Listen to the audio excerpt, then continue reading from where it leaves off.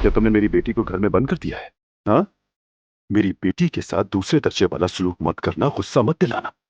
अल्लाह तुम दोनों को खुश रखे। बहुत शुक्रिया आपका। बहुत शुक्रिया आपका। और ये हमारी नई मुलाजमा है, सवेरा की बेटी है युमर। ठीक है बिल्कुल।